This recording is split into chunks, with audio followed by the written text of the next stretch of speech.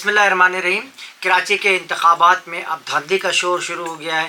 पहले इंतखाबात का शोर था और अब धांधली ने पूरे कराची के जो मैंडेट है उसको तब्दील करने की कोशिश को नाकाम बनाने के लिए जमात इस्लामी कराची ने एक मरतबा फिर जो है वो एहतजाज शुरू कर दिया। वह एहतजाज आज से ही शुरू हो गया है, यानी इलेक्शन के दूसरे दिन यानी 16 तारीख से 16 जनवरी से शुरू कर दिया गया है।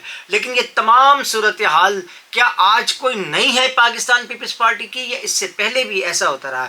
नाम 1971 में जो इंतखाबात हुए थे, जिसे बहुत ही शफाफ और साफ इंतखाब कहा जाता है, वो इंतहाई बदतरीन, इंतहाई लूटमार, चोरी, मैंडेट का अदल बदल करना, ये जनरल याह्या खान साहब के दौर की शुरुआत है और आज तक ये सिलसिला जारी है।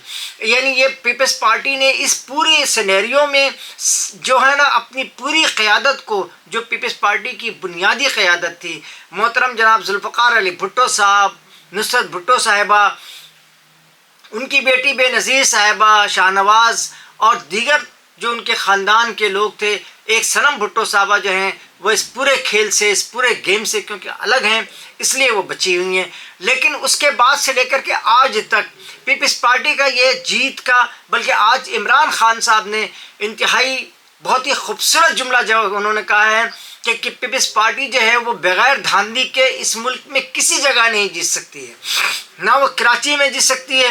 कराची के जो इंतखाबात थे उस बात में वहाँ यहाँ पे बिल्कुल वाज़ेह अक्सरियत जमात इस्लामी के पास थी, और इसमें यह कहना कि पीपल्स पार्टी की कोई सीट आ सकती है इंतहाई अहमकाना गुफ्तगू है। यानी ये पाकिस्तान पीपल्स पार्टी जो है उसका इस इंतखाब में ना कोई इसकी कैंपेन थी, ना इसको चलाना था।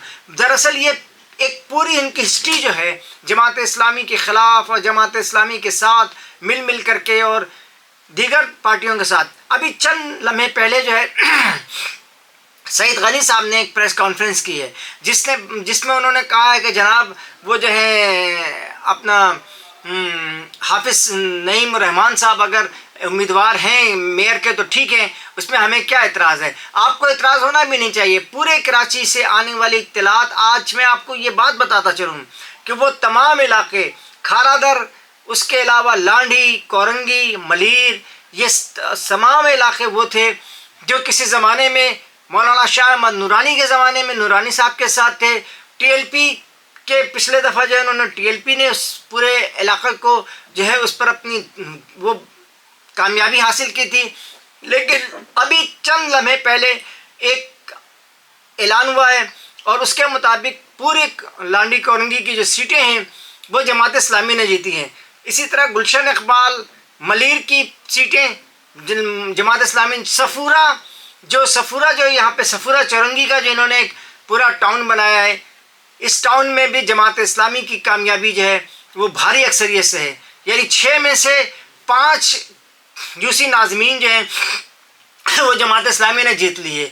और अभी एक 2 मिनट पहले एक जो है वो सईद गनी ने यह भी कहा कि जमात इस्लामी का जीतना जो है कराची में वो एक क़यामत की निशानी है। बिल्कुल, तुम लोगों ने जो क़यामत बर्पा कर रखी थी इस कराची को बर्बाद करने के लिए, पीपल्स पार्टी और उनके हवारियों ने, पीपल्स पार्टी ने जो क़यामत बर्पा कर रखी थी, कराची के शहरियों ने न सिर्फ पीपल्स पार्टी को बल्कि नून लीग को, पीटीआई को, इन तमाम बड़ी सियासी जमातें होने का जो दावा करती हैं, इन सब को कराची की आवाम ने यकसर मुस्तरद करते हुए एक नई क़यादत जो है जमात इस्लामी को उन्होंने यहाँ पे एक मरतबा फिर मुतारिफ़ कराया है। तकरीबन 30 से 35 साल के बाद जमात इस्लामी की जो है यहाँ पे एक मरतबा फिर जो है पजीराई हुई है, और लोगों ने अपने घरों से निकल करके ये कहना कि वोटर की तादाद कम थी, इंतहाई झूठ, गलत, बेमाने, मनगढ़ंत है, इस तरह की कोई सूरत हाल सामने नहीं थी। सारी की सारी सूरत हाल वाज़ेह थी। पीपल्स पार्टी की मैंने बताया कि 1971 में जब ये इलेक्शन हुए तो उस वक्त भी पीपल्स पार्टी जो है वो यहाँ पे धांधली करती रही है और पीपल्स पार्टी के चेयरमैन को गलत रिपोर्टें दिया जाता रहा है। उसके बाद आज जो इल्ज़ाम ये लगाया जाता है कि पीपल्स पार्टी को जनरल ज़िया-उल हक़ ने मरवा दिया, नहीं, ऐसा कुछ भी नहीं था। दरअसल ही पीपल्स पार्टी के जो कारकुनान हैं, पीपल्स पार्टी की जो निचली क़यादत, सारी क़यादत जो है ये जो है इन्होंने भुट्टो साहब को गलत रिपोर्ट दी, और जिसकी बुनियाद पर भुट्टो साहब ने 5 साल इंतखाबात, 5 साल इक़्तिदार को उन्होंने 4 साल में इलेक्शन करा दिया। اور اس کے بعد وہ بری طرح ہارے. آج پی ٹی آئی کا کراچی سے مکمل طور پہ صفایا نظر آتا ہے. پی ٹی آئی جو 2018 کے انتخاب میں پہلی مرتبہ کراچی سے اس نے 15 سیٹیں جیتی تھیں اور تقریباً 31-32 سیٹیں جو ہیں اس نے صوبائی اسمبلی میں جیتی تھیں، لیکن ان کی کارکردگی اس پورے 4-5 سال کے دوران انتہائی ناقص، کراچی دشمنی پہ منحصر رہی، اور وہ یہ سمجھتے رہے کہ کراچی کے چند علاقے جو ہیں ان کی وجہ سے وہ جیت رہے ہیں. اور یہ ساری صورتحال جو ہے آج وہ اس پوری صورتحال میں اگر ہم دیکھیں، ذرا غور کریں، تو پیپلز پارٹی کو یہ بات سمجھ نہیں ہوگی کہ ماضی میں وہ جن لوگوں کے ساتھ دھاندلی کرتی رہی ہیں، جب وہ 70 کے الیکشن ہوئے تھے، اس وقت بھی 71 کے جو الیکشن میں مولانا مودودی اس وقت امیر جماعت اسلامی پاکستان بھی تھے، اور انہوں نے اس وقت بھی یہ بات کہی تھی کہ یہ سارے الیکشن دھاندلی کے ہیں. لیکن جنرل یحییٰ خان کو جو اس وقت صدر پاکستان تھے، ان کو بتایا گیا کہ یہ اس نے بڑے شفاف انتخابات کے انتہائی جعلی انتخابات کرائے تھے. یحییٰ خان نے ایک فراڈ پہ مبنی جو ہے اس نے پاکستان میں الیکشن کرائے، اور اس کی جو چین ہے وہ آج تک پیپلز پارٹی کی صورت میں اس ملک میں موجود ہے، جس نے ہمیشہ کے لیے نہ صرف پاکستان کی پالیسیوں کو برباد کیا، بلکہ اس نے پیپلز پارٹی کے بانی ذوالفقار علی بھٹو کے خاندان کو برباد کیا. ذوالفقار علی بھٹو کا خاندان جب پھانسی چڑھ رہے تھے، جب وہ جیلوں کی بیگم نصرت بھٹو اور بےنظیر صاحبہ جو ہے اس وقت جیلوں میں تھیں، اس وقت پیپلز پارٹی کے لوگ ضیاء الحق کے بوٹ پالشر تھے. اس وقت یہ بوٹ پالش کر رہے تھے ضیاء الحق کی، اور بوٹ اس کو بتا رہے تھے ضیاء الحق کو کہ جی اس کو اس طرح پکڑو، اس کو اس کیس میں پکڑو، اس کو اس کیس میں پکڑو. ان کے بہت مشہور پہلے وزیر تعلیم، اس کے بعد وزیر قانون بنے عبدالحفیظ پیرزادہ صاحب تھے. وہ پیرزادہ صاحب جو ہیں وہ ضیاء الحق کے ساتھ تھے. ذوالفقار علی بھٹو کے ساتھ کابینہ میں ہمارے جو اپنے آصف علی زرداری صاحب کے والد حاکم علی زرداری جو ہیں وہ ضیاء الحق کی کابینہ میں موجود تھے. اسی طرح سے ملتان میں اور دیگر شہروں میں، لاہور میں بھی بہت سارے لوگ جو ہیں انہوں نے پیپلز پارٹی کے ساتھ دغا کیا اور جا کے ضیاء الحق سے ہاتھ ملایا، اور ان کے ساتھ وہ بیٹھے رہے اور ان سے وہ اپنی کامیابیاں سموٹتے رہے، اپنے مالی فائدے حاصل کرتے رہے. اپنے ذاتی مفادات کو مد نظر رکھتے ہوئے انہوں نے اس طرح سے پیپلز پارٹی کی جو قیادت ہے اس نے نہ صرف پاکستان کو نقصان پہنچایا ہے، بلکہ اس نے آج بھٹو خاندان کو بھی پوری سیاست سے آؤٹ کر دیا ہے. آج بھٹو خاندان کا کوئی فرد، نہ ان کا بیٹا، نہ ان کی پوتی، نہ ان کا پوتا، وہ سب اسی جگہ موجود ہیں. پاکستان میں بھی موجود ہیں، کچھ باہر بھی ہیں، لیکن ان کو اس قابل نہیں رکھا کہ وہ یہاں آ کر کے سیاست کر سکیں.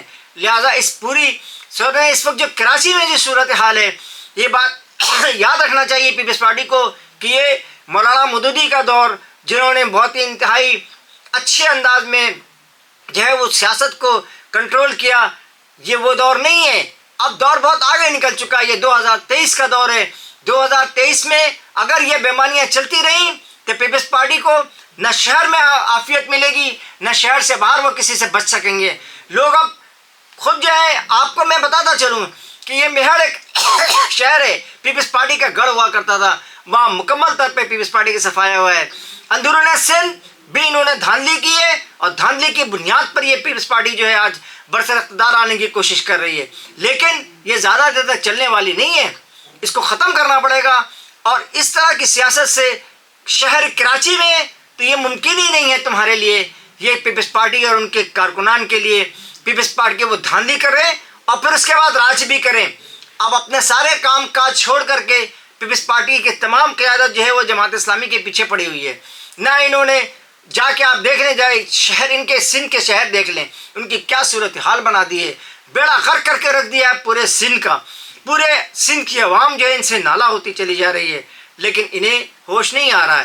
یہ میں دوبارہ اس جملے کو جو دہراؤں گا کہ پیپلز پارٹی نے بھٹو خاندان کو بھی برباد کیا اور پاکستان کی بھی ایسی تیسی کرنے میں لگے رہتے ہیں.